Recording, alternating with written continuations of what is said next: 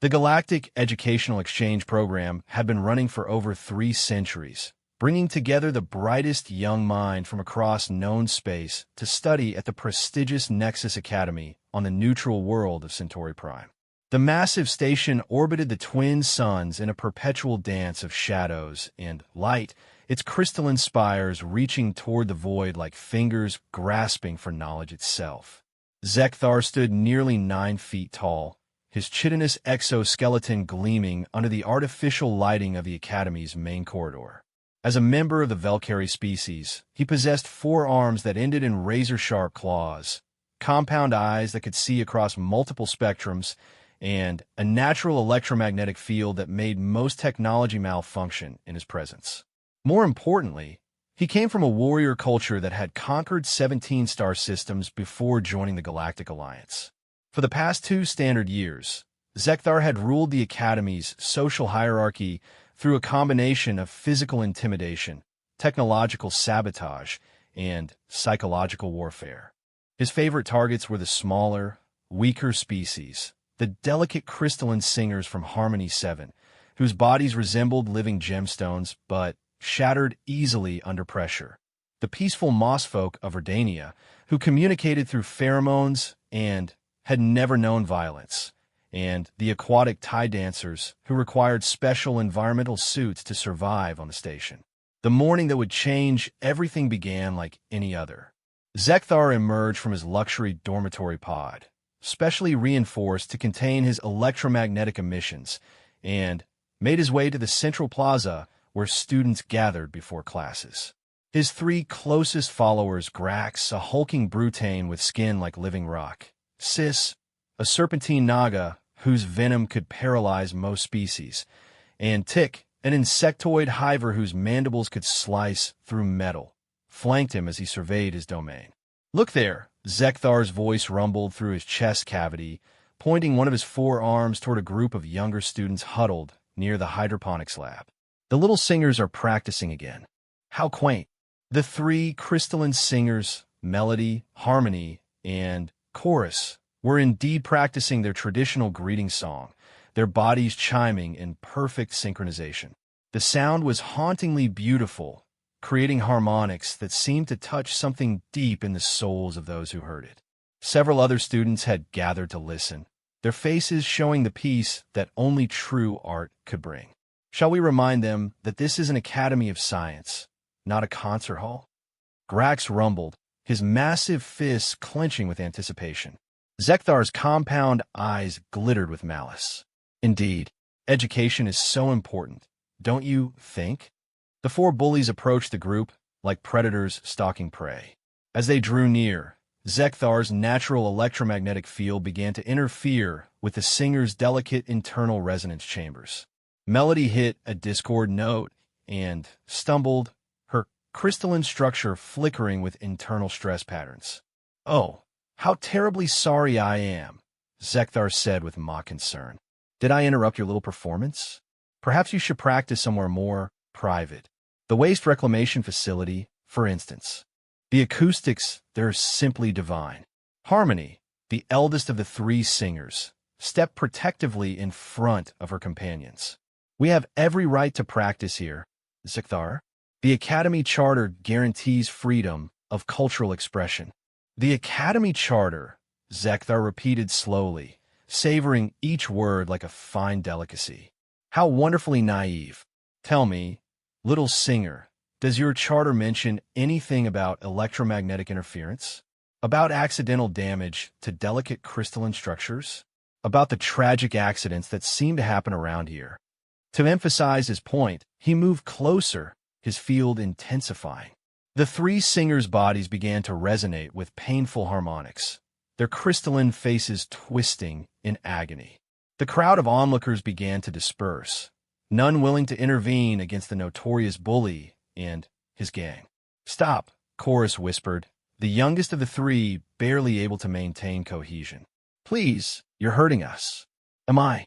Zekthar tilted his head in mock confusion. "I'm simply standing here, exercising my right to exist in this public space. It's not my fault that your species is so fragile." Just as the situation was about to escalate into serious harm, A voice cut through the tension like a blade. "Hey." The word was simple, barely more than a grunt, but something in its tone made everyone freeze. Zekthar turned his compound eyes toward the source and saw something he had never encountered before in his 2 years at the academy.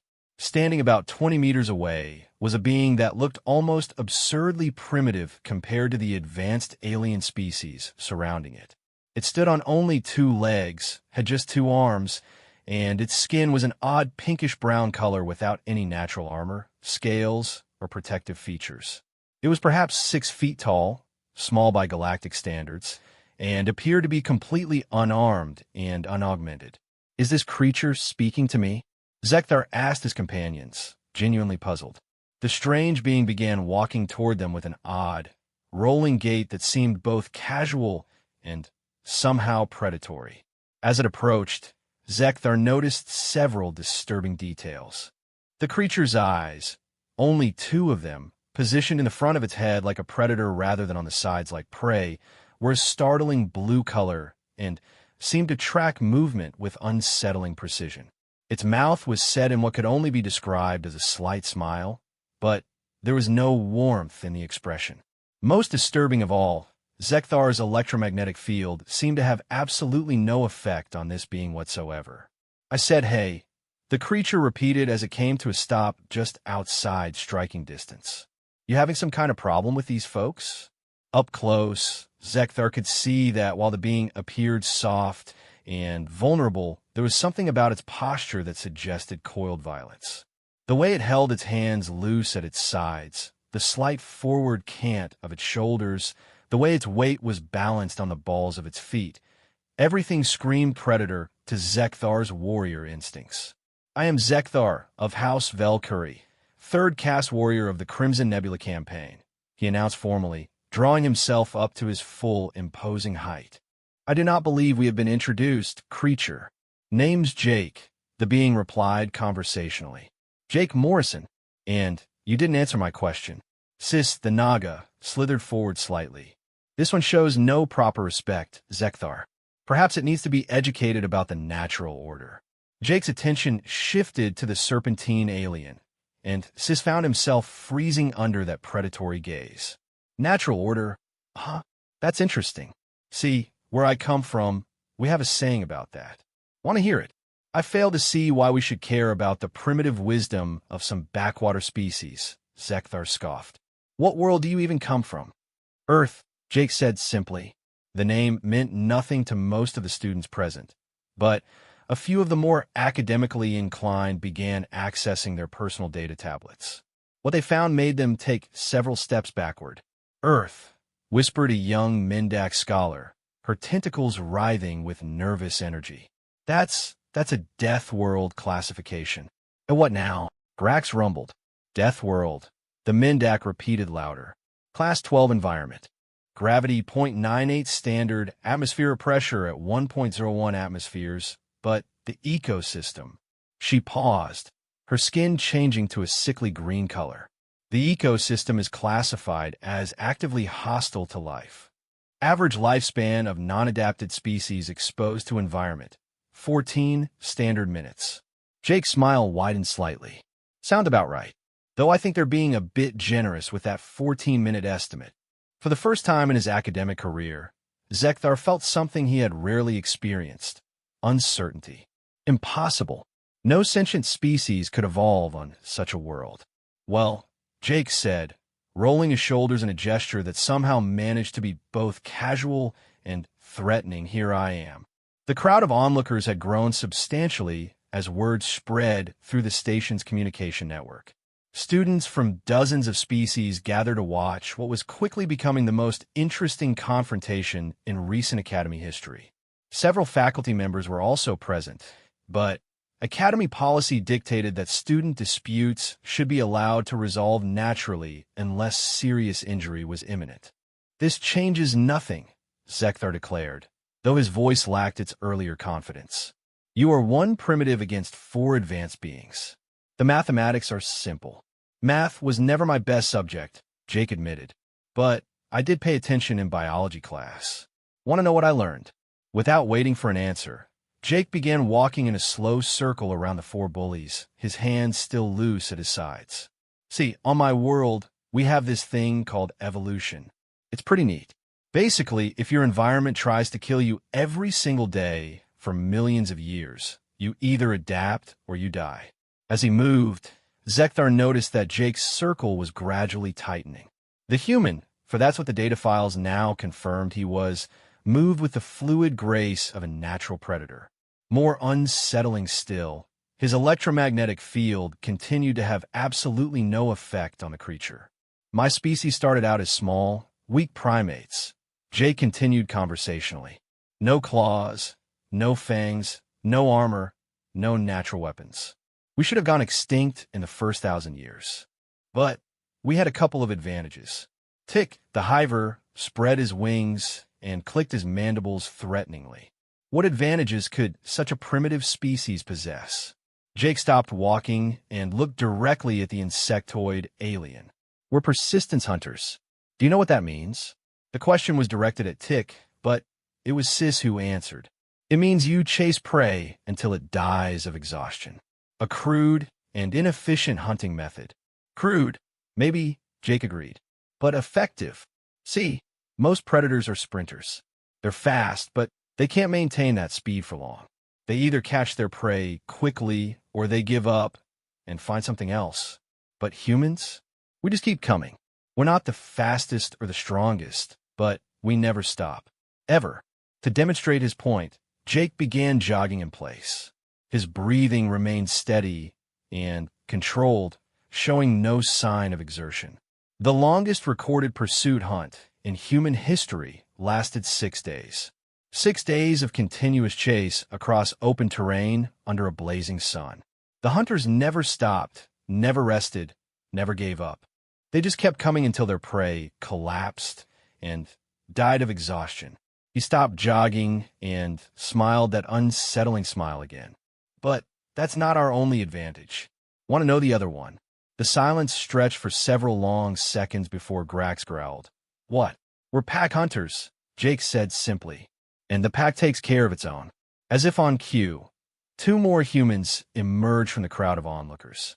They moved with the same predatory grace as Jake, and their eyes held the same unsettling intelligence. One was a female with short red hair and scars on her arms that suggested extensive combat experience. The other was a male, even larger than Jake, his massive frame moving with surprising fluidity. Jake, the female said in a voice that somehow managed to be both pleasant and menacing. These folks giving you trouble? Sarah, Marcus, Jake nodded to his companions. I was just explaining some basic biology to our new friends here. Thought they might be interested in learning about Earth's educational system.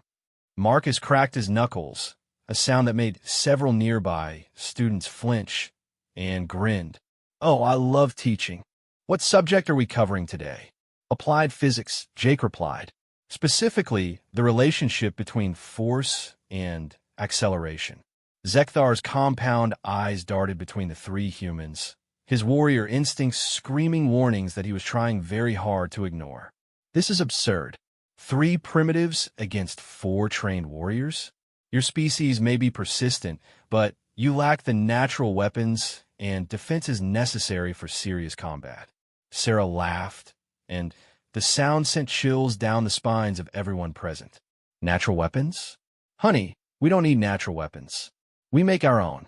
To emphasize her point, she reached behind her back and produced what appeared to be a simple metal rod about 8 inches long. With a flick of her wrist, the rod telescoped out to become a staff nearly 5 feet in length. The movement was so smooth and practiced that it was clear she had performed it thousands of times.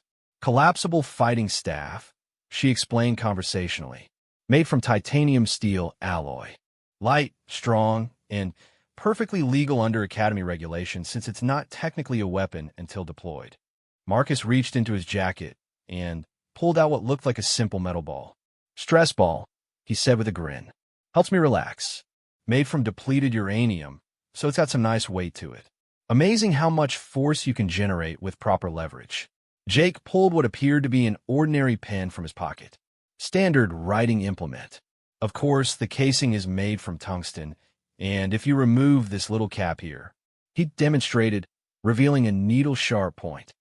Well, it makes a decent impromptu stiletto. The demonstration had the desired effect. The crowd of onlookers had grown silent, and even Zekthar's followers were beginning to show signs of nervousness. The casual way the humans had revealed their improvised weapons spoke of a species that saw potential violence in everything around them. But here's the really interesting thing about humans, Jake continued, seeming to ignore the weapons demonstration entirely. We don't just hunt in packs. We think in packs. When one human encounters a problem, all the humans in the area start working on solutions. As if to prove his point, more humans began emerging from the crowd. They didn't announce themselves or make threatening gestures. They simply positioned themselves at strategic points around the confrontation, cutting off escape routes and creating clear fields of fire should violence erupt. A young human female with dark skin and intelligent eyes appeared near the Academy's security console. An older human male with graying hair positioned himself near the environmental controls. Two more humans flanked the main entrance to the corridor. Within minutes, nearly a dozen humans had materialized from seemingly nowhere, all of them watching the confrontation with the same predatory patience as their species mates. You see, Jake explained to the increasingly nervous Zekthar, when you mess with one human, you mess with all of them. It's not personal, it's just how we're wired. Millions of years of evolution taught us that the pack survives together or dies alone. This is psychological warfare, Zekthar accused, though his voice had lost much of its earlier bluster. Is it? Jake asked with genuine curiosity. I thought it was just making friends. Sarah, Marcus, what do you think? Definitely making friends, Sarah agreed. Though I suppose it depends on your perspective. Marcus nodded sagely. Very perspective-dependent. For instance, from where I'm standing, this looks like a teaching moment. The three crystalline singers, forgotten in the escalating tension, had managed to retreat to a safe distance. Melody, the one who had been hurt by Zekthar's electromagnetic field, looked up at the humans with something approaching awe. Why are you helping us? She asked in her musical voice. Jake turned toward her, and his expression softened noticeably. Where I come from, we have another saying, pick on someone your own size. You folks were just trying to sing, and these jerks were hurting you for it. That doesn't sit right with us. But you don't even know us, Harmony protested. We're not part of your pack. Sure you are, Jake said matter-of-factly. Your students here, same as us. That makes you Academy Pack. And Academy Pack sticks together. The concept seemed to confuse many of the alien onlookers, but the humans in the crowd nodded their understanding. It was such a fundamentally human concept that it was difficult to explain to species that hadn't evolved the same pack-bonding instincts. Zekthar, meanwhile, was rapidly reassessing his position. His electromagnetic field gave him a significant advantage against most species, but it was completely useless against the humans. His natural weapons were impressive, but the humans had demonstrated that they could improvise equally effective tools from common objects. Most importantly, his psychological intimidation tactics seemed to have no effect whatsoever on beings who had evolved on a world where everything was trying to kill them. What do you want? He finally asked. Simple, Jake replied. Apologize to the singers. Leave them alone. Find a new hobby that doesn't involve hurting people smaller than you. And if I refuse? Jake's smile returned, but this time there was no attempt to hide the predatory nature behind it. Well, that's your choice. But you should understand something about humans before you decide. We're not just persistence hunters and pack animals. We're also problem solvers. He gestured toward the dozen humans positioned around the corridor. See, bullying is a problem. And when humans encounter a problem, we don't just solve it once. We solve it permanently. Sarah stepped forward, her staff held casually, but ready. There are 347 humans enrolled at this academy. We all talk to each other. We all share information. And we all remember. Marcus cracked his knuckles again. Plus, humans are really good at holding grudges. It's like a species talent. What they're saying, Jake translated helpfully, is that if you choose to continue being a problem, you're not just choosing to fight 3 humans right now. You're choosing to fight every human on this station for as long as you're here. The mathematical implications were staggering. Even if Zekthar won this immediate confrontation, which was looking increasingly unlikely, he would be facing constant harassment from nearly 400 highly motivated, extremely creative, and apparently vindictive humans for the remainder of his academic career. Furthermore, a new voice added from the crowd. You would be violating the Academy's code of conduct regarding harassment and discrimination. Everyone turned to see Professor Yolf, a distinguished Altarian scholar with tentacles instead of arms and a reputation for strict adherence to Academy regulations. She approached the group with the measured pace of someone accustomed to dealing with student conflicts. Young Zekthar, she continued in her precise, clinical tone, I have been observing this confrontation, and I must inform you that your actions constitute clear violations of Articles 7, 12, and 19 of the Student Conduct Code. The use of natural abilities to cause distress to other students, the deliberate creation of hostile educational environments, and the formation of groups for the purpose of intimidation are all grounds for immediate suspension. Zekthar's compound eyes darted between the professor and the surrounding humans. I was merely explaining the natural social hierarchy. There is no natural social hierarchy at this academy, Professor Yolf interrupted firmly. There are only students pursuing knowledge and those who impede that pursuit. I trust you understand which category you currently occupy. The implications were clear. Academic suspension would mean not only losing his place at the most prestigious educational institution in the galaxy, but also bringing shame to his family and his entire house. The political ramifications alone would be devastating. Jake, meanwhile, had been watching this exchange with interest. You know what, Professor?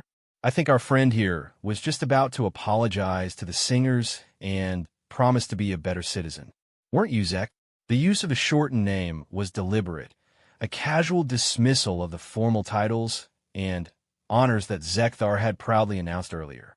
It was a small thing, but it demonstrated that the human felt no intimidation or respect for the alien's supposed superiority. The silence that followed Jake's suggestion stretched for nearly a full minute. Zekthar's compound eyes tracked from face to face, reading the expressions of the assembled crowd. The other alien students watched with fascination and barely concealed hope, while the humans maintained their positions with the patience of apex predators. Finally, the Velkari's shoulders sagged in defeat. I apologize to the crystalline singers for any distress my proximity may have caused. It was not my intention to interfere with your cultural practices. The apology was grudging and filled with face-saving language, but Melody stepped forward graciously. We accept your apology, Zekthar. Perhaps in the future, we could find a way for our species to coexist more harmoniously. Jake nodded approvingly. See, that wasn't so hard. Now about finding that new hobby we discussed. I will consider your suggestions, Zekthar replied stiffly. Great. Jake's smile became genuinely warm. I actually have some ideas if you're interested. You know what humans do when we meet someone stronger than us. The question caught Zekthar off guard. What? We figure out how they got that strong, and then we try to get stronger ourselves. Competition, not domination. It's way more fun, and everybody wins. Sarah moved closer, her staff collapsing back to its compact form with a practiced motion. Jake's right. You got some impressive natural abilities. Instead of using them to hurt people, why not use them to help solve problems? Or compete in sanctioned events? Marcus added. The Academy has combat sports leagues for students who want to test their skills. Much more satisfying than picking on kids who can't fight back. Professor Yolf observed this exchange with visible surprise. In her long career, she had rarely seen conflicts resolved so quickly and with such apparent goodwill from all parties. This is most unexpected. Young Morrison, your species appears to have remarkable conflict resolution capabilities. Jake shrugged. We fought a lot, so we got pretty good at making up afterward. Besides, Zek here seems like he might be alright once he figures out how things work around here.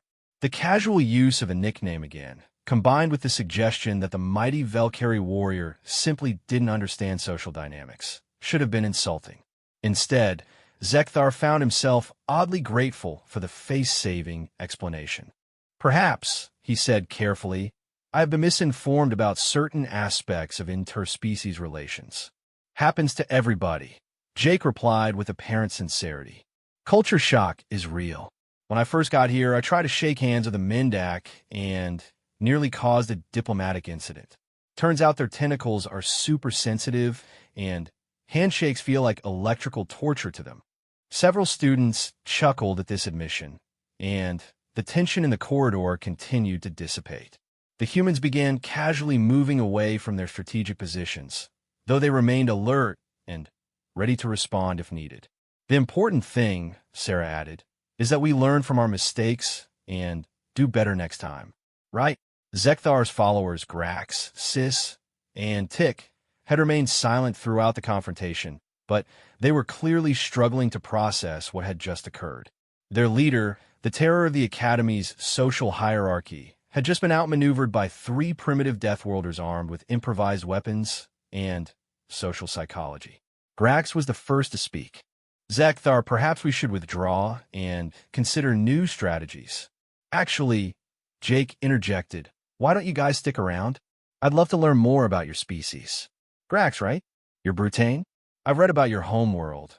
The gravity there must be intense. How do you manage the transition to standard station gravity?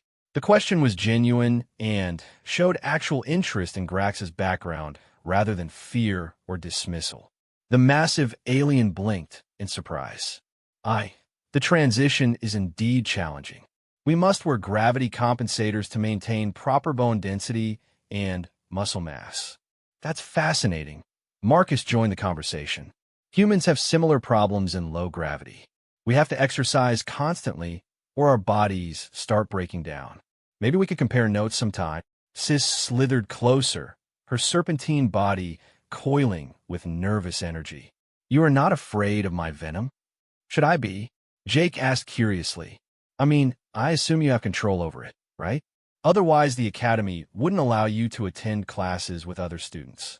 The simple logic of his statement seemed to surprise Sis. Of course I have control.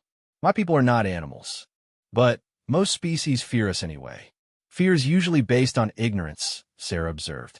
Tell you what, why don't you tell me about your people's culture? I bet there's a lot more to the Naga than just poison. For the first time since the confrontation began, Tick spoke up. This is not how conflicts typically resolve in our experience. How do they usually resolve? Jake asked with genuine curiosity. Dominance hierarchies are established through combat or displays of superior capability. The stronger beings subjugate the weaker ones until a stable social order emerges. Sounds efficient, Jake admitted, but also kind of boring. Where's the growth in that system? Where's the innovation? Marcus nodded enthusiastically. Right? If everyone just accepts their place in some hierarchy, nobody pushes themselves to get better. Nobody tries new things or comes up with creative solutions. Humans, Professor Yalth observed, appear to have a fundamentally different approach to social organization than most galactic species. We're cooperative competitors, Sarah explained. We'll fight each other over anything, sports, games, who makes better food, whose turn it is to do dishes.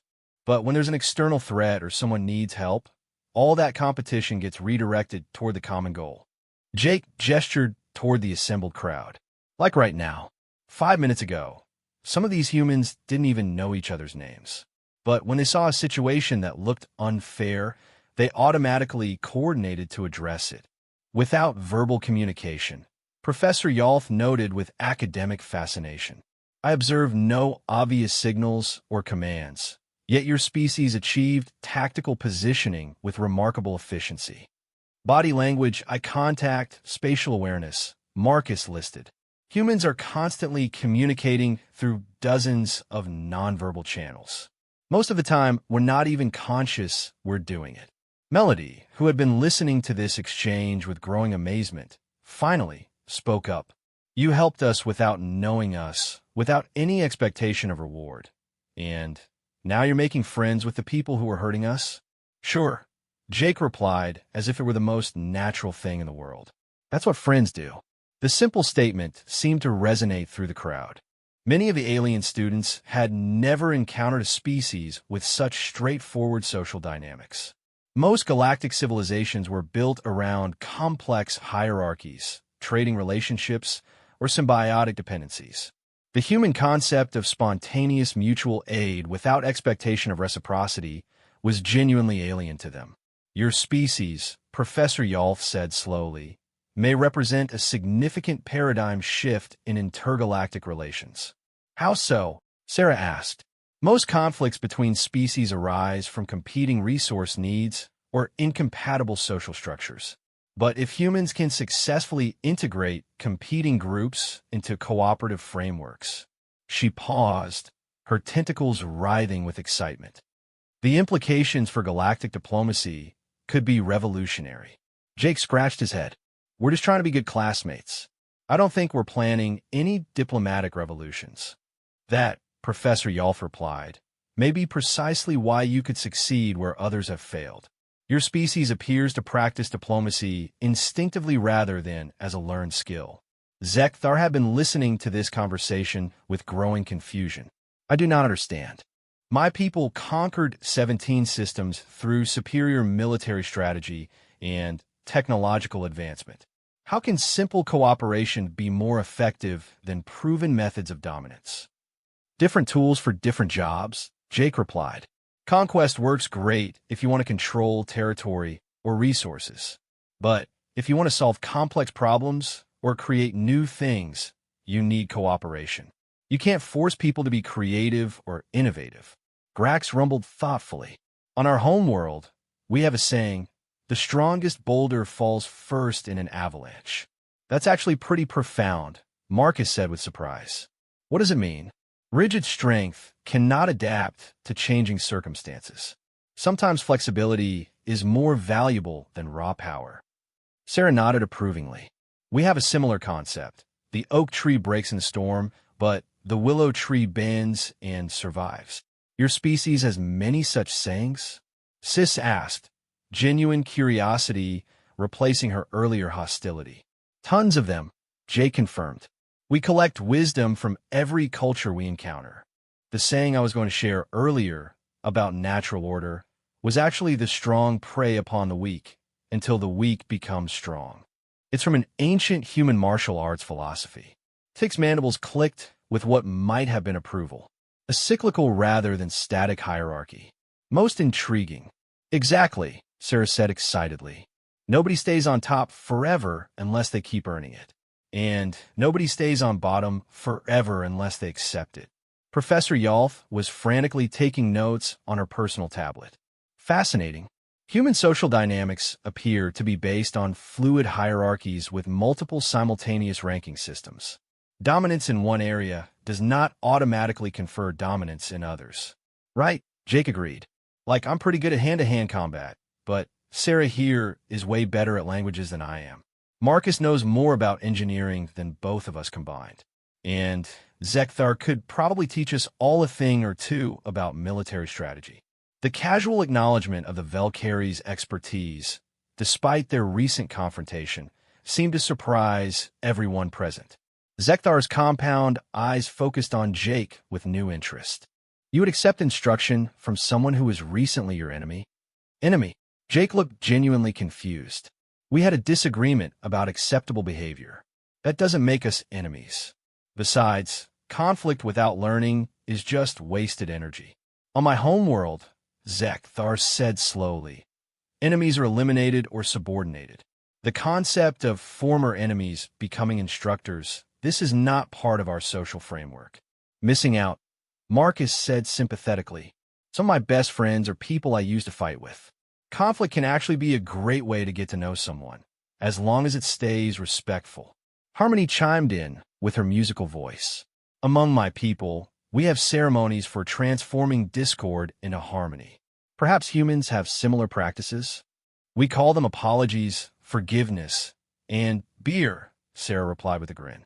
Though I guess alcohol doesn't work for all species.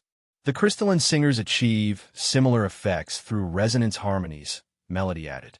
Perhaps we could demonstrate sometime? I would like that, Jake said sincerely.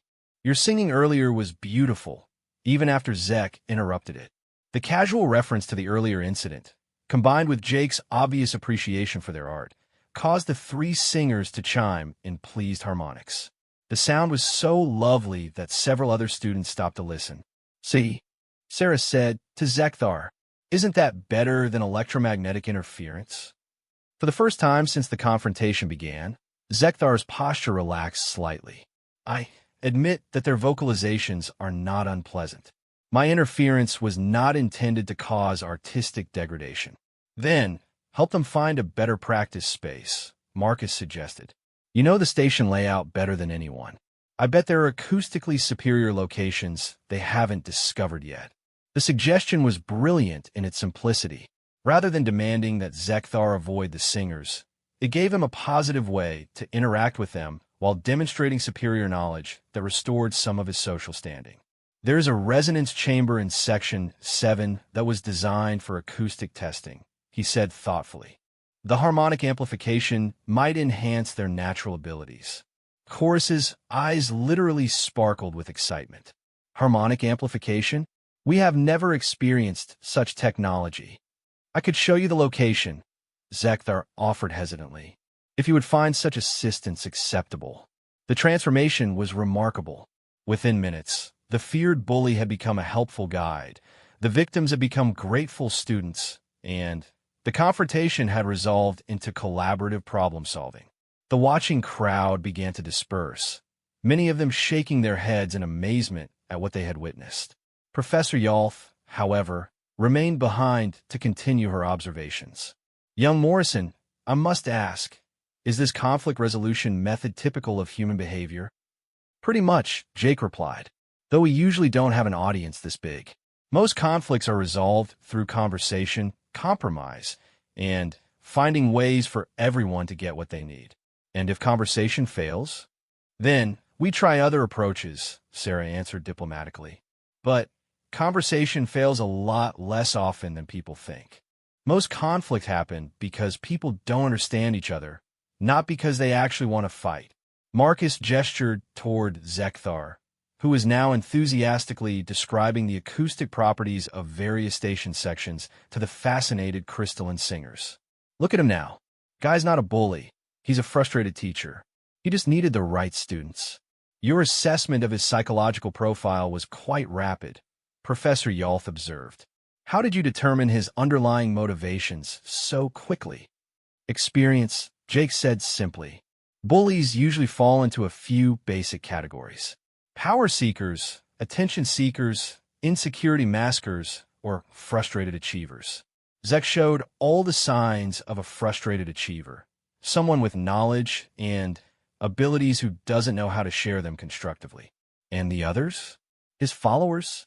Sarah glanced over at Grax, Sis, and Tick, who were now engaged in animated conversation with several other human students. Classic follower psychology. They were attracted to Zek's strength and confidence, not his cruelty. Give them better leadership examples, and they'll adapt quickly. Remarkable, Professor Yalth murmured. Your species appears to have intuitive understanding of complex psychological dynamics that most civilizations require centuries of study to develop. We get a lot of practice, Marcus replied with dark humor. Humans fight constantly. If we didn't get good at making up afterward, we'd have wiped ourselves out millennia ago. 3 weeks after what students had begun calling the corridor incident, the social dynamics at Nexus Academy had transformed in ways that surprised everyone, including the faculty. Professor Yalth had submitted her preliminary observations to the Galactic Council's Department of Xenopsychology, and the response had been immediate requests for more detailed data. Jake Morrison sat in the Academy's main library, surrounded by a diverse group of students working on a collaborative project for their Advanced Stellar Engineering course. The group included Zekthar, who had become surprisingly adept at human-style problem-solving, Melody from the Crystalline Singers, whose mathematical harmonics provided elegant solutions to acoustic challenges, and Grax, whose understanding of structural mechanics under extreme conditions proved invaluable. The resonance calculations are not matching our practical observations, Zekthar announced, his four arms manipulating multiple holographic displays simultaneously. The theoretical frequency should destabilize the crystal matrix, but our experiments show increased coherence instead. Melody's form shimmered with pleased harmonics. That is because you're calculating based on destructive interference patterns. Our crystals actually strengthen when exposed to specific dissonant frequencies. It is how we evolved to survive on a world where harmonic storms are common. Destructive interference causing constructive results, Jake mused, leaning back in his chair. That's beautifully counterintuitive. Nature loves paradoxes. Grax rumbled approvingly.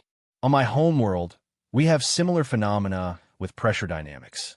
Extreme stress can actually strengthen certain metal matrices if applied correctly.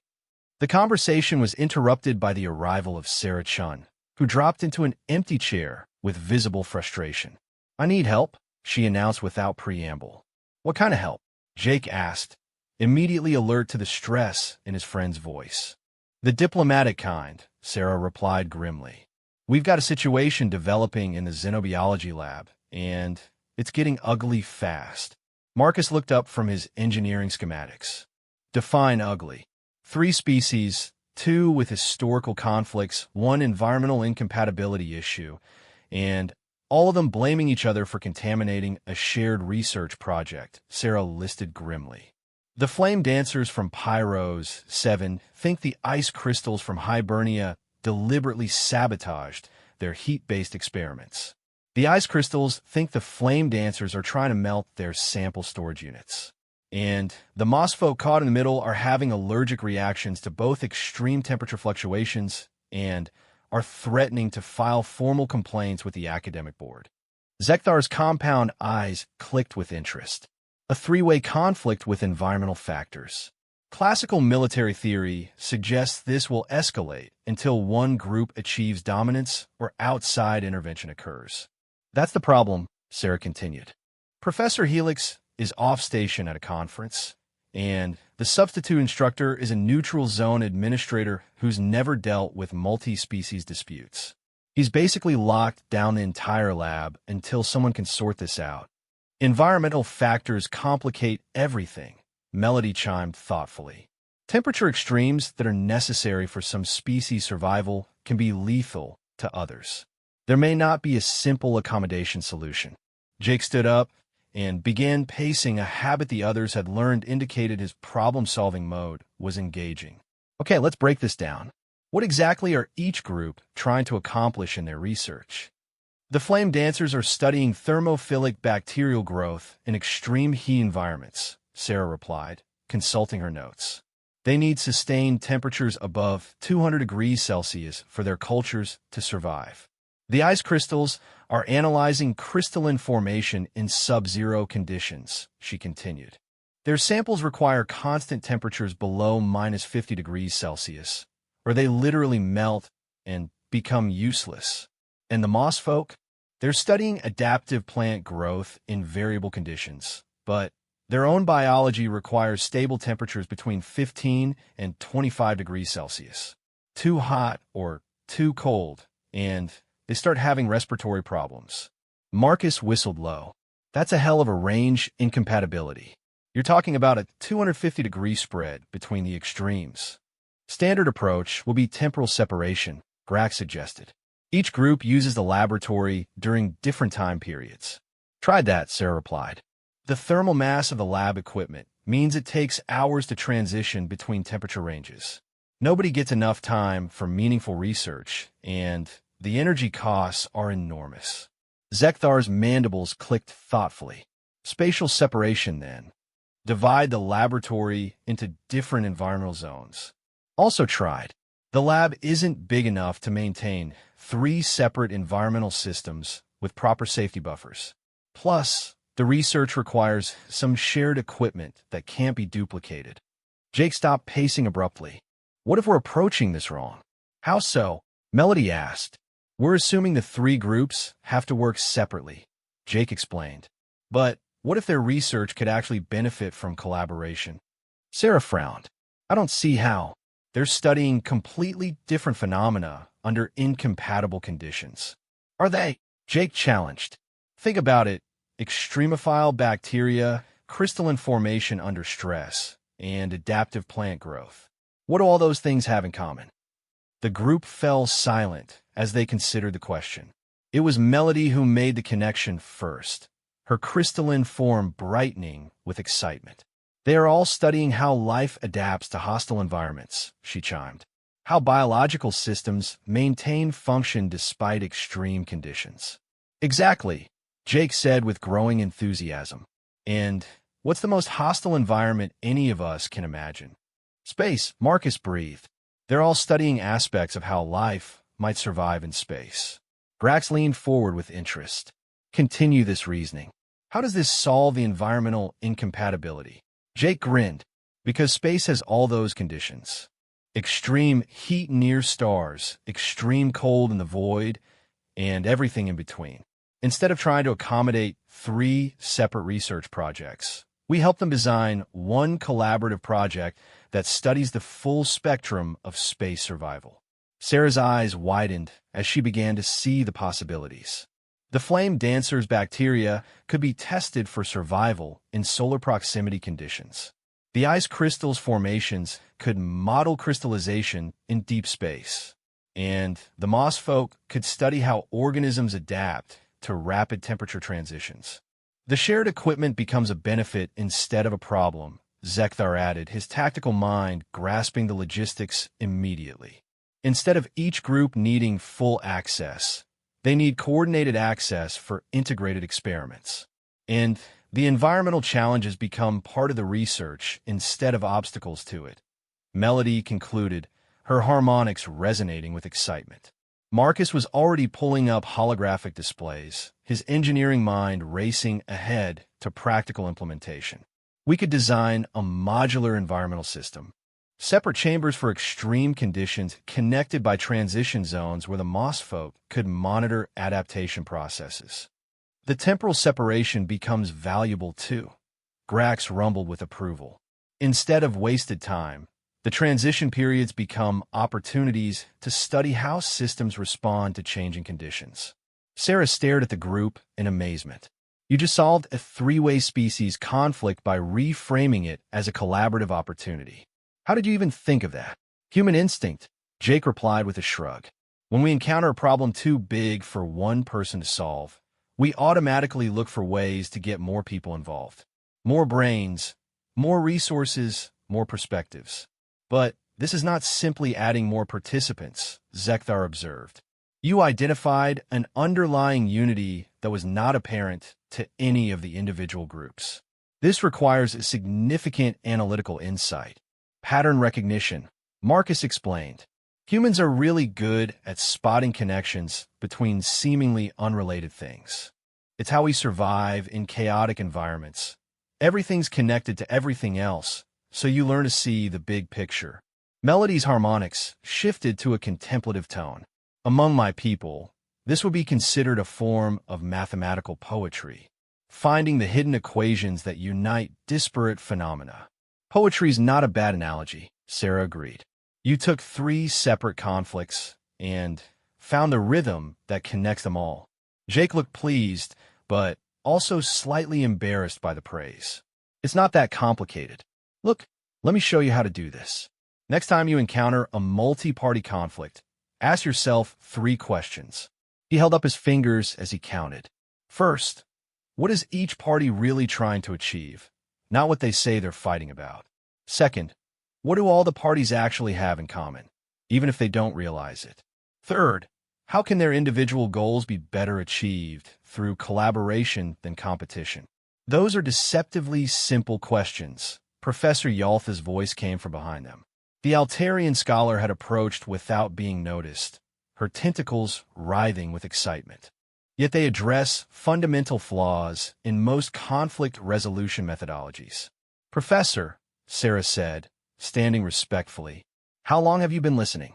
long enough to observe another remarkable display of human social engineering. Professor Yolf replied, "Young Morrison, would you be willing to accompany me to the xenobiology lab to implement this solution?" "All of us should go," Jake corrected. "This was a group solution, and it'll need group implementation. Besides, the research teams will be more likely to accept the idea if it comes from their academic peers rather than some outside mediator." Professor Yolf's tentacles curled in what Jake had learned was the Altarian equivalent of smile. "Once again, you demonstrate remarkable understanding of group psychology. Very well, let us proceed to the laboratory." The xenobiology lab was located in one of the station's lower sections, where the heavy environmental equipment wouldn't interfere with the more delicate instruments in the upper levels. As they approached, they could hear raised voices echoing through the corridors, not quite shouting but clearly agitated discussion. "That doesn't sound good," Marcus muttered.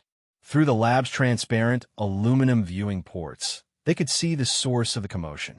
3 distinct groups of students clustered around different areas of the laboratory, with what appeared to be hastily constructed barriers separating their workspaces. The temperature differentials were so extreme that condensation was forming on some surfaces while others were glowing with residual heat. The flame dancers were clustered near what looked like a miniature furnace, their natural flame-like appendages flickering with agitation. The ice crystals had created a frost-covered workspace where their breath was visible in small puffs. The moss folk were huddled in the center of the room, their plant-like bodies showing obvious signs of stress from the temperature fluctuations. "Classic territorial behavior," Zekthar observed. "Each group has claimed space and is defending it against encroachment. Plus, they're all uncomfortable," Grax added.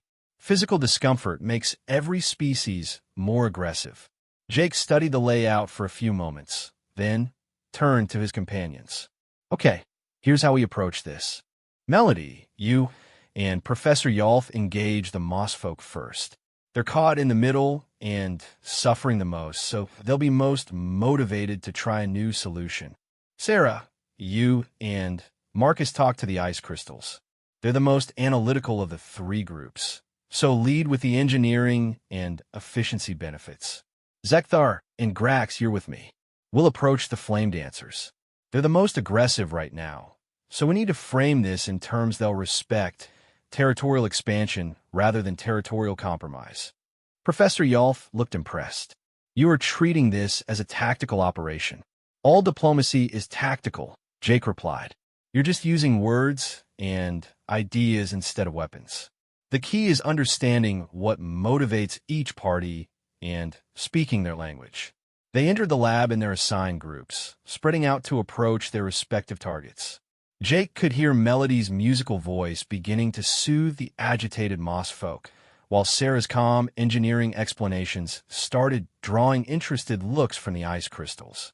The flame dancers, however, were a more challenging prospect. As Jake, Zekthar, and Grax approached, the lead researcher, a being whose name translated roughly to Burning Wind, turned toward them with obvious hostility. "More mediators?" Burning Wind's voice crackled like a fire in dry wood. "We have made our position clear. We require these conditions for our research, and we will not be moved to accommodate the comfort of lesser species." "Lesser species?" Jake repeated with apparent interest. "Tell me about your research. What makes it more important than theirs?" The question caught Burning Wind off guard. Instead of challenging his claim of superiority, Jake was asking him to justify it, a much more difficult position to defend. "We study the fundamental processes of life in extreme environments," Burning Wind replied, somewhat less aggressively. "Our bacteria thrive in conditions that would destroy most organic compounds. This research could revolutionize our understanding of biological limits." "Impressive," Zekthar added approvingly. "Such knowledge would have significant military applications. Troops that could survive in hostile environments would possess enormous tactical advantages." Grax nodded his massive head. "Environmental adaptation is the foundation of territorial expansion. Your research could enable colonization of previously uninhabitable worlds." Jake could see Burning Wind's posture relaxing as the conversation shifted to acknowledge the value and importance of his work. But tell me, Jake continued, what's the ultimate goal? Just understanding how these bacteria work, or actually applying that knowledge? Application, of course, Burning Wind replied. We seek to engineer organisms that could survive in any environment on any world. Any world, Jake repeated thoughtfully, including worlds with extreme cold, worlds with rapid temperature fluctuations, worlds that combine multiple hostile conditions. Burning Wind's flame appendages flickered as he began to see where the conversation was heading. Such worlds would indeed represent the ultimate test of adaptive engineering. Right here in this lab, Zekthar said with apparent sudden realization, you have the opportunity to test exactly those conditions. Not just extreme heat, but extreme cold and rapid transitions between them. Grax gestured toward the other research groups. And instead of viewing them as obstacles, you could view them as resources. The ice crystals understand crystallization under stress, which could help you understand how cell walls maintain integrity during temperature shock. The moss folk study adaptive growth, which could provide insights into how organisms modify their behavior in changing conditions. Jake watched as Burning Wind processed this information. The Flame Dancer's scientific curiosity was clearly warring with his territorial instincts, but curiosity seemed to be winning. You suggest collaboration, Burning Wind said slowly. But our environmental requirements are incompatible. Are they? Jake challenged gently. Or do you just need a more sophisticated experimental design? At that moment, Marcus's voice carried across the lab from where he was explaining something to the ice crystals. The thermal mass calculations show we could create stable gradient zones with proper insulation and airflow management. Sarah's voice joined the explanation. Each group gets optimal conditions for their primary cultures, but we also create transition zones where interaction experiments can occur. Melody's musical tones added a harmonious counterpoint. The Moss folk could monitor all the transition zones simultaneously, providing real-time data on how organisms respond to changing conditions. Jake could see the moment when Burning Wind's scientific instincts finally overcame his territorial ones. The Flame Dancer's eyes literally blazed with excitement as the possibilities began to unfold in his mind. A comprehensive study of extremophile adaptation across the full environmental spectrum, he breathed. The research implications would be extraordinary. And think about the publication opportunities, Grax added with what Jake recognized as deliberate cunning. Instead of 3 separate studies competing for journal space, you would have one groundbreaking collaborative paper that nobody could ignore. With shared credit across 3 species, Zekthar continued, and access to 3 different academic networks for peer review and distribution. Jake grinned as he watched the territorial conflict transform into excited scientific collaboration before his eyes. So, Burning Wind, what do you think? Ready to claim some new territory in the field of adaptive biology? The Flame Dancer's response was to stride toward the center of the lab, his flame appendages blazing with enthusiasm. Ice crystals, moss folk, we must discuss a proposal that could revolutionize our understanding of life itself. Professor Yalth approached Jake as the 3 research groups began animatedly discussing experimental designs and shared resources. Remarkable, she murmured. You transformed a zero-sum territorial conflict into a positive-sum collaborative opportunity in less than 10 minutes. Group dynamics, Jake replied modestly. Once you understand what people really want, it's usually easier to help them get it together than separately. Your species, Professor Yalth said thoughtfully, may represent the most significant development in galactic relations since the formation of the Alliance itself 6 months after the Xenobiology Lab incident. Nexus Academy had become something unprecedented in galactic educational history. A genuinely collaborative multi-species institution where conflicts were resolved through creative problem-solving rather than hierarchical enforcement. The transformation had been so remarkable that delegations from major universities across the galaxy were arriving daily to observe and document the new methodologies. Jake Morrison stood in the Academy's central amphitheater, looking out at an audience that would have been unimaginable just months earlier. Flame dancers sat next to ice crystals, their environmental suits allowing them to share the same space comfortably. Crystalline singers harmonized softly with moss folk, creating ambient music that seemed to calm everyone present. Even traditionally solitary species like the shadow walkers and void swimmers had emerged from their isolated study chambers to participate in what had become known as integration seminars. But the most remarkable change was visible in Zekthar, who now served as the Academy's first student conflict resolution coordinator. The former bully had discovered a talent for understanding and mediating between different cultural perspectives, and his natural leadership abilities had found a constructive outlet that benefited everyone. Today's seminar focuses on a challenge that affects our entire academic community, Zekthar announced, his 4 arms manipulating holographic displays that showed station-wide data streams.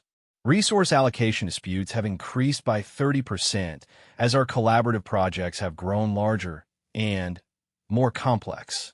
We need systematic approaches to managing shared resources fairly and efficiently. The problem was real and significant as species began working together on increasingly ambitious projects. Competition for laboratory time, computational resources, and specialized equipment had intensified. Traditional first-come, first-served systems were breaking down under the pressure of complex scheduling requirements and incompatible environmental needs. Sarah Chun raised her hand from her position near the front of the amphitheater. Before we start proposing solutions, shouldn't we understand exactly what resources we're fighting over? Excellent point, Zekthar replied, his compound eyes focusing on her approvingly. Marcus, would you present your analysis? Marcus Williams stood and activated a comprehensive holographic display showing the Academy's resource utilization patterns. I've been tracking usage data for the past 3 months, and the results are pretty interesting. The display showed a complex web of interconnected systems, with different colors representing different types of resources and usage patterns. The biggest bottlenecks aren't actually physical resources, Marcus continued. They're coordination failures. Look at this. He highlighted a section of the display showing the Advanced Materials Laboratory. On Tuesday, the Crystalline Singers had the lab reserved for harmonic resonance testing, but their experiment finished 2 hours early. Meanwhile, the metal shapers from Forge 7 had an urgent need for high-pressure forming equipment, which was sitting idle. Communication breakdown. Melody chimed in, her crystalline form shimmering with embarrassment. We did not know the metal shapers needed the equipment, and they did not know we would finish early. Grax rumbled thoughtfully from his position near the environmental controls. This pattern repeats across multiple facilities. The problem is not scarcity, but inefficient distribution. Jake had been listening to the discussion while mentally cataloging similar problems he had observed. It's like a traffic jam, he said suddenly. You know how sometimes traffic backs up not because there are too many cars, but because nobody knows what the other drivers are planning to do? Elaborate on this analogy, Professor Yolf requested. The Altarian scholar had become a regular attendee at these seminars, documenting human problem-solving methodologies for her ongoing research. On Earth, we solve traffic coordination with a combination of infrastructure and information systems, Sarah explained, picking up on Jake's reasoning. Traffic lights, road signs, GPS navigation that shares real-time data between users.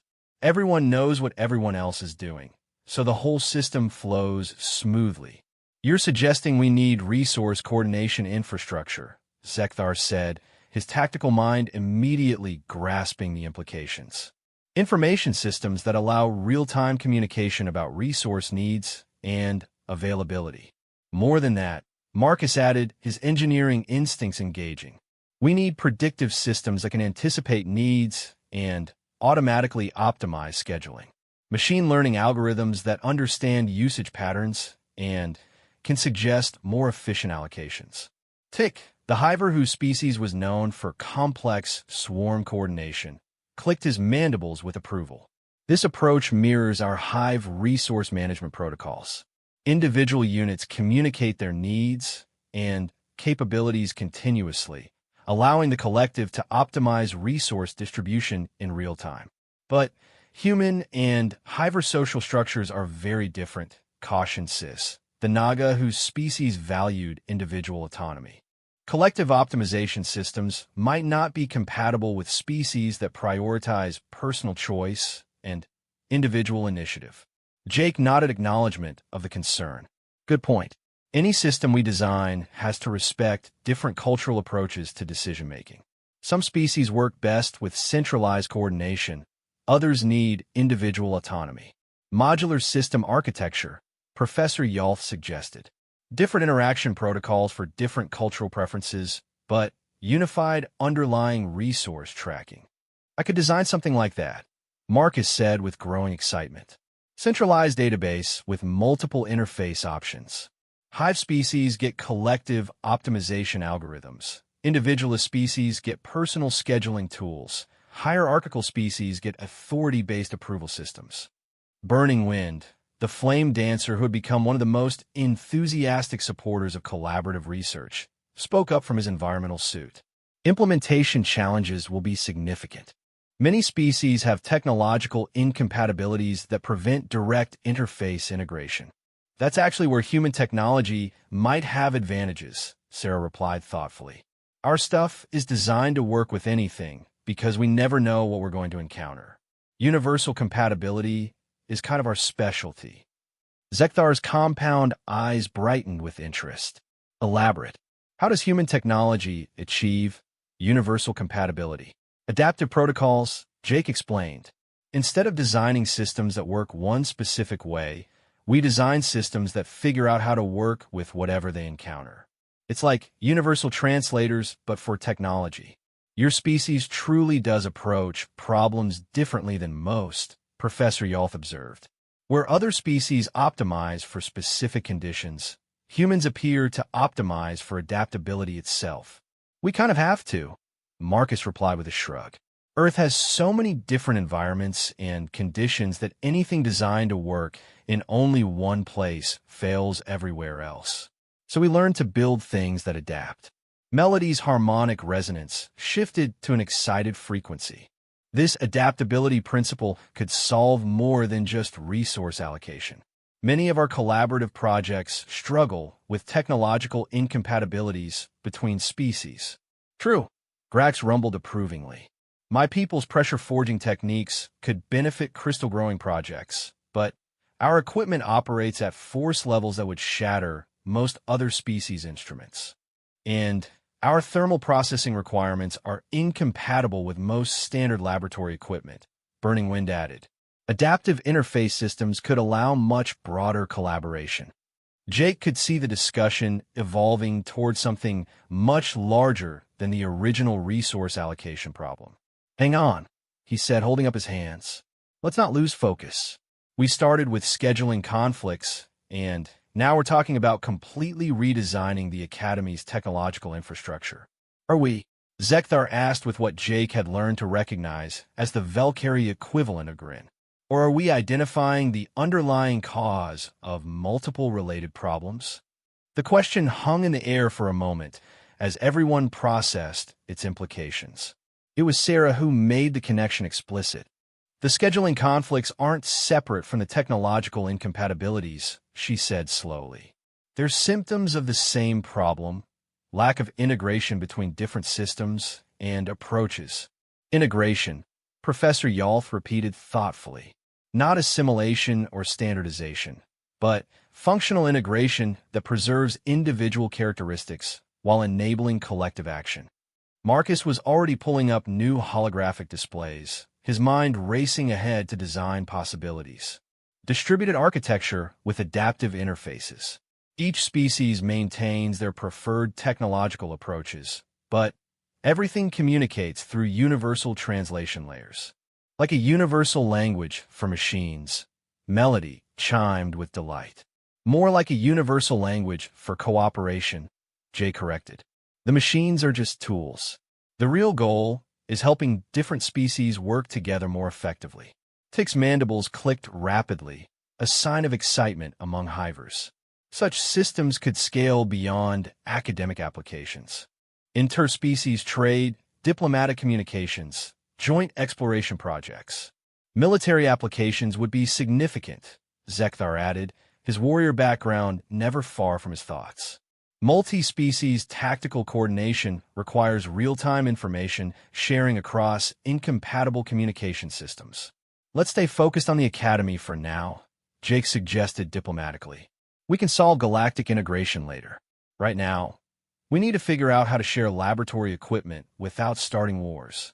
The suggestion drew laughter from several species, a sound that would have been impossible in the same room just months earlier. The easy camaraderie between beings who had recently been strangers or even enemies represented a transformation that none of the participants fully appreciated yet. Practical implementation steps, Zekthar said, returning the discussion to concrete planning. Marcus, how long would it take to develop the basic resource coordination system? For a functional prototype? Maybe 2 weeks, Marcus replied, already sketching interface designs in the holographic workspace. For a full implementation with cultural adaptation modules, probably 2 months. I can provide harmonic resonance analysis for crystalline species interfaces, Melody offered. Thermal adaptation protocols for high-temperature users, Burning Wind added. Pressure tolerance specifications for heavy gravity species, Grax rumbled. Distributed processing architecture for hive mind coordination, Tick clicked enthusiastically. Individual autonomy safeguards for independent species, Sis hissed with approval. Jake watched the spontaneous formation of a multi-species development team with amazement. You know what just happened here? You all just volunteered to solve a problem that affects everyone, using your individual strengths to create something none of you could build alone. Cooperative competitive advantage, Sarah observed with satisfaction. Everyone gets what they need by helping everyone else get what they need. Your species has a remarkable talent for catalyzing such cooperation, Professor Yolf noted. How do you explain this ability? Honestly, Jake replied, I think it's because we're pack hunters who learn to farm.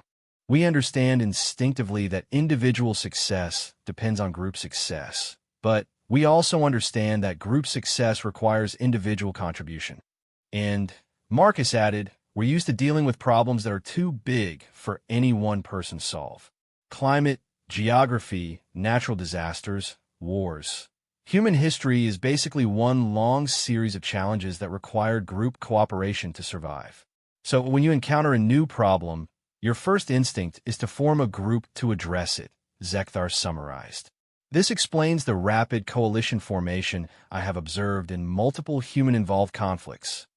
More than that, Sarah said thoughtfully, we assume that groups work better when everyone contributes their strengths rather than when everyone does the same thing. Diversity isn't just tolerated, it's actively useful. The concept seemed to resonate with the assembled students. Many galactic species had evolved in relatively homogeneous environments where conformity was advantageous. The human approach of leveraging differences as strengths rather than overcoming them as obstacles was genuinely revolutionary for many of the participants. This diversity principle could address more than technological coordination, Melody chimed with growing excitement. Our academic programs still largely segregate species by capability and environmental needs. But if we applied adaptive integration principles, mixed species research teams become practical, Grax finished. Environmental extremes become experimental advantages rather than barriers. Cognitive diversity provides multiple analytical perspectives on complex problems, Tick added. And social diversity enables testing of solutions across multiple cultural frameworks, Sis contributed. Professor Yalth's tentacles were writhing with scholarly excitement. You are describing a completely new model of interspecies education. Not just coexistence, but active collaboration that leverages species differences as advantages. It's just good science, Jake replied matter-of-factly. The more different perspectives you can bring to a problem, the better your chances of finding solutions that actually work. But implementing such a system would require fundamental changes to admission policies, curriculum design, facility management, faculty training. Zekthar's tactical mind was already identifying the logistical challenges. All solvable problems, Marcus said with confidence. Complex but solvable. We just need to approach them the same way we approach the resource allocation issue. Identify the underlying causes, leverage individual strengths, and build adaptive solutions. Starting with the resource coordination system, Sarah added pragmatically. Success there proves the concept and provides infrastructure for larger changes. Agreed, Jake nodded. We solve the immediate problem first, then use what we learn to tackle bigger challenges. It was a quintessentially human approach, pragmatic, incremental, and focused on building momentum through small successes. But as Jake looked around the amphitheater at the enthusiastic faces of dozens of species, he realized that the approach was becoming something larger than human methodology. It was becoming galactic methodology. 1 year after Jake Morrison had first encountered Zekthar bullying the Crystalline Singers, Nexus Academy hosted its first intergalactic cooperation summit. Representatives from universities, governments, and research institutions across known space had come to study what was being called the Nexus Model, a revolutionary approach to multi-species collaboration that was producing unprecedented results. The Academy itself had been transformed beyond recognition. Where once segregated species had worked in isolation, now integrated research teams tackled challenges that would have been impossible for any single species to address. The resource coordination system that had started as a solution to scheduling conflicts had evolved into a galaxy-wide standard for interspecies technological cooperation. Jake stood in the observation deck of the Academy's new wing, watching a scene that still amazed him despite having lived it for months. In the central plaza below, a joint engineering project was underway that involved representatives from 17 different species working together to design a new type of space habitat capable of supporting multiple environmental requirements simultaneously. Flame dancers and ice crystals work side by side, their environmental suits allowing them to collaborate on thermal regulation systems. Crystalline singers provided harmonic analysis of structural resonance patterns, while moss folk monitored atmospheric composition in real time. Valkyrie tactical planners coordinated with Hyverswarm architects to design optimal space utilization, while Brutane engineers tested structural integrity under conditions that would have been impossible to simulate without their specialized knowledge. Incredible, murmured Ambassador Thextai, a senior representative from the Galactic Council who had arrived that morning for the summit. In my 3 centuries of diplomatic service, I have never seen such seamless cooperation between species with historically incompatible requirements. It's become normal for us, Jake replied, though he still felt a sense of wonder watching it. The students don't even think about it anymore. They just see a problem and automatically start looking for the right combination of expertise to solve it. But how? Ambassador Thextai's crystalline form shimmered with confusion. Most interspecies projects require years of careful diplomatic preparation, extensive cultural sensitivity training, and complex bureaucratic oversight. These students appear to be collaborating spontaneously. Before Jake could answer, Sarah Chan approached from across the observation deck, followed by Professor Yalth and several other faculty members. Sarah carried a data tablet, displaying results from the Academy's latest collaborative success, a breakthrough in faster-than-light communication technology that had emerged from an unexpected partnership between Shadow Walker quantum physicists and Tide Dancer waveform specialists. Ambassador, Professor Yalth greeted formally. I trust your tour of our facilities has been educational, and deeply puzzling, Ambassador Thextai replied honestly. I understand that human students were instrumental in developing these cooperation methodologies, but I failed to comprehend how such young beings could solve problems that have challenged galactic diplomacy for millennia. Sarah exchanged a glance with Jake before answering. I think maybe we approached it differently because we didn't know it was supposed to be impossible. Elaborate, please. Well, Sarah continued thoughtfully, when we arrived here, we saw conflicts and automatically started looking for ways to resolve them. We didn't know there were supposed to be centuries of cultural barriers and diplomatic protocols and bureaucratic procedures. We just saw people having problems and try to help. Ignorance as advantage. Professor Yalth observed with what Jake had learned was Altarian amusement. Your species' lack of preconceptions about interspecies relations allowed you to develop novel approaches unconstrained by traditional limitations. Ambassador Thex's eyes form shifted to a deeper blue, a sign of intense concentration among his species. This suggests that established diplomatic methods may actually impede cooperation rather than facilitate it.